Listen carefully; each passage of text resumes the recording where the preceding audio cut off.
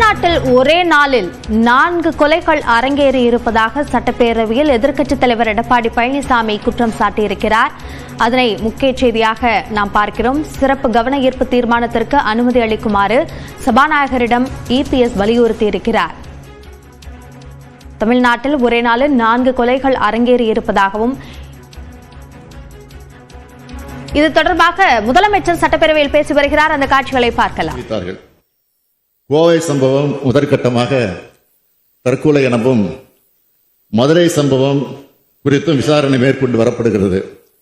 சிவகங்கையில் நடைபெற்ற கொலை குறித்தும் விசாரித்ததில் குடும்ப தகராறு எனவும், ஈரோட்டில் நடைபெற்ற சம்பவம் நான் விரிவாக அது பற்றி இப்பொழுது சொல்ல விரும்புகிறேன்.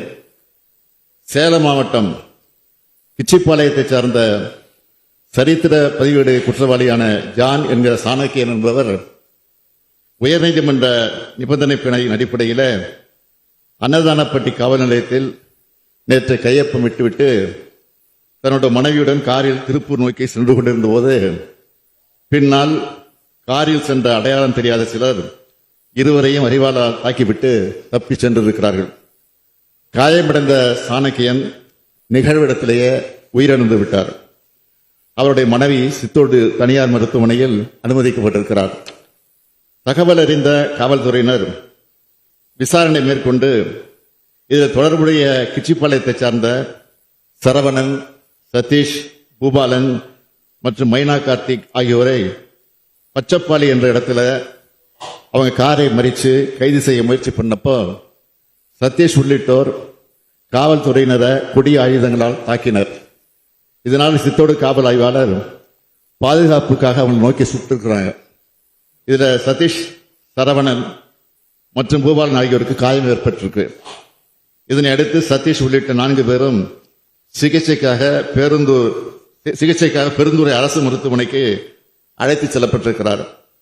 பின்னர் கோவை அரசு மருத்துவமனைக்கு அனுப்பப்பட்டனர். கிச்சிப்பாளையத்தை சார்ந்த சரித்திர பதிவேடு குற்றவாளி செல்லதுடன் கடந்த 2020ஆம் ஆண்டு சேலம் மாநகரில் கொலை செய்யப்பட்ட வழக்கில் சாணக்கியன் 2வது எதிரி என்பதாக அதுக்கு பழி வாங்குகிற நோக்கத்தில் இந்த சம்பவம் நடந்திருக்கலாம்னு முதற்கட்ட விசாரணையில் தெரியுது. காவல்துறையினர் தொடர்ந்து விசாரணை மேற்கொண்டு வருகிறார்கள். மாண்புமிகு பேரவைத் தலைவர் அவர்களே, தமிழ்நாட்டில் சட்டம் ஒழுங்கு நிலைமை குறித்து இங்கு சில கருத்துக்களை எதிர்க்கட்சித் தலைவர்கள் போகிற போக்கில் சொல்லிட்டு போயிருக்கிறாரு. இவை குறித்த புள்ளி விவரங்களை இந்த வகைக்கு நான் தெரிவிக்க விரும்புகிறேன். காவல்துறை சுதந்திரமாக செயல்பட்டு குற்றவாளிகள் யாராக இருந்தாலும், எந்த கட்சியை சார்ந்தவராக இருந்தாலும் சட்டப்படியான நடவடிக்கைகள் மேற்கொள்ளப்பட்டு வருகின்றன. எந்த விதமான பாரபட்சமும் இதில் காட்டப்படுவதில்லை. குற்ற சம்பவங்கள் நிகழ்ந்த பிறகு மேற்கொள்ளப்படும் துரித நடவடிக்கைகள் ஒருபுறம், குற்ற சம்பவங்கள் நடைபெறாமல் இருக்க மேற்கொள்ளப்படும் முன்னெச்சரிக்கை நடவடிக்கைகள் மறுபுறம் என இரு வகையிலும் காவல்துறை நடவடிக்கையை மேற்கொண்டு வருகிறது. குறிப்பாக தொடர்ந்து குற்ற செயல்களில் ஈடுபடும் குற்றவாளிகள், கூலிப்படையினர் ஆகியோரின் நடவடிக்கைகள் உன்னிப்பாக கண்காணிக்கப்பட்டு முன்னெச்சரிக்கை கைது நடவடிக்கைகள் மேற்கொள்ளப்பட்டு தேவையான இனங்களில் குண்டர் சட்டத்தின் கீழ் கைது செய்யப்பட்டு நடவடிக்கைகள் எடுக்கப்பட்டு வருகின்றன. கடந்த 2024ஆம் ஆண்டு மட்டும் 4571 சமூக விரோதிகள் அடையாளம் காணப்பட்டு குண்டர் சட்டத்தில் கைது செய்யப்பட்டிருக்கிறார்கள். தமிழ்நாடு காவல்துறை மேற்கொண்ட கடுமையான நடவடிக்கையின் காரணமாக 2023ஆம் ஆண்டு கொலைமை சூழற்ற குற்றங்கள் 49,280 இருந்தது. 2024இல் 31,498 குறைந்துள்ளது. ஒரே ஆண்டில் 17,782 குற்றங்கள் குறைத்திருக்கிறோம். சில கொலை குற்றங்கள் நடைபெறும் காட்சிகள் சமூக ஊடகங்களில் வெளிவரும்போது அதிக எண்ணிக்கையில் குற்றங்கள் நடைபெறுவது போன்ற தவறான கருத்து திட்டமிட்டு பரப்பப்படுகிறது. உண்மையில் எண்ணிக்கையின் அளவில் பார்க்கும்போது 2024ஆம் ஆண்டில் கொலை குற்றங்கள் 6.8 விழுக்காடு குறைந்திருக்கிறது.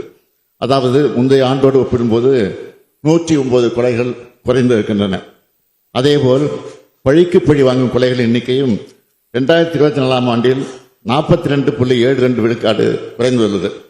முன்னெச்சரிக்கை நடவடிக்கை எடுக்கப்படுவதன் ஒரு பகுதியாக பொதுமக்கள் அதிக அளவில் கூடும் திருவிழாக்கள், பெரிய பொழுதுபோக்கு இடங்கள், சுற்றுலா தலங்கள் போன்ற இடங்களில் பொதுமக்களின் பாதுகாப்பை உறுதிப்படுத்திட காவல்துறை கூடுதல் எண்ணிக்கையிலான காவலர்களை ஈடுபடுத்தி எந்தவிதமான சம்பவங்கள் நடைபெறாமல் செவ்வனே பணியாற்றி வருகிறார்கள் என்பதை இந்த அவையில் உள்ள மாமன்ற உறுப்பினர்கள் நன்கு அறிவார்கள். குற்றவாளிகளுக்கு தண்டனை வாங்கித் தருவதில் இந்த அரசு சிறப்பு கவனம் செலுத்தி வருகிறது. 2023 181 சரித்திர பதிவேடு குற்றவாளிகளுக்கு நீதிமன்றங்கள் மூலம் தண்டனை வாங்கி கொடுக்கப்பட்டுள்ளது என்றால் 2024 242 சரித்திர பதிவேடு குற்றவாளிகளுக்கு தண்டனை வாங்கி கொடுக்கப்பட்டுள்ளது. நீதிமன்ற வழக்குகளில் காவல்துறை காட்டிய தீவிர அக்கறையே இதற்கு காரணம். குறிப்பிட்டு சொல்ல வேண்டும் என்றால் 2024 மட்டும் 150 சரித்திர பதிவேடு ரவுடிகளும் ஆயுள் தண்டனை அல்லது 10 ஆண்டுகளுக்கு மேல் கடுங்காவல் தண்டனை நீதிமன்றங்கள் மூலம் பெறப்பட்டுள்ளது. இறுதியாக ஒரே ஒரு புள்ளி விவரத்தை மட்டும் தாங்கள் வாயிலாக இந்த பேரவைக்கு தெரிவித்துக் கொள்ள விரும்புகிறேன். கடந்த 2012 முதல் 2024 ஆண்டுக்கான நிகழ்ந்த கொலைகளின் எண்ணிக்கை ஆண்டு வாரியாக ஒப்பிட்டு பார்க்கும்போது அதிமுக ஆட்சி காலத்தில், அதாவது 2012 ஆண்டு நிகழ்ந்த கொலைகள் எண்ணிக்கை 1943. இதுதான் கடந்த 10 ஆண்டுகளில் நிகழ்ந்த மிக மிக அதிகமான எண்ணிக்கைகள். 2013 ஆண்டு நிகழ்ந்த கொலைகள் எண்ணிக்கை 1927. கொரோனா காலத்திலும் லாக்டவுன் இருந்த போதும் அதிமுக ஆட்சி காலத்தில் 2026 ஆண்டில் நிகழ்ந்த கொலைகளின் எண்ணிக்கை 1661. கடந்த ஆண்டுகளில் வரலாறு விவாதிக்க தற்போது நமது ஆட்சி காலத்தில் காவல்துறை மேற்கொண்டு வரும் கடுமையான நடவடிக்கை காரணமாக கடந்த 12 ஆண்டுகளில் 2024 ஆண்டில் தான் மிக மிக குறைவான எண்ணிக்கையில், அதாவது 1540 கொலைகள் மட்டுமே நிகழ்ந்துள்ளன. இதுதான் உண்மை. இந்த நடுநிலையாளரும் பொதுமக்களும் நன்கு உணர்ந்திருக்கிறார்கள். குற்றங்களை தடுத்து பொதுமக்களின் பாதுகாப்பை உறுதி செய்து பொது அமைதியை தொடர்ந்து நிலைநாட்டி தமிழ்நாடு காவல்துறை என்பது தலைமையில் சிறப்பாக செயல்பட்டு வருகிறது. அங்கொன்றும் இங்கொன்றுமாக முன்விரோதம் காரணமாக நடைபெறும் சில நிகழ்வுகளை வைத்து இந்த அரசின் மீது பழி சுமத்தி அரசியல் ஆதாயம் அட்டைய நினைப்போர் சென்ற ஆட்சியில் தமிழ்நாட்டு சட்டம் ஒழுங்கு எப்படி சீரழிந்து கிடந்தது என்பதை இங்கே நான் தெரிவித்த புள்ளி விவரங்களின் அடிப்படையில் எண்ணி பார்க்க வேண்டும் என்று கேட்டு அமைகிறேன். அனுமதி. வணக்கம்.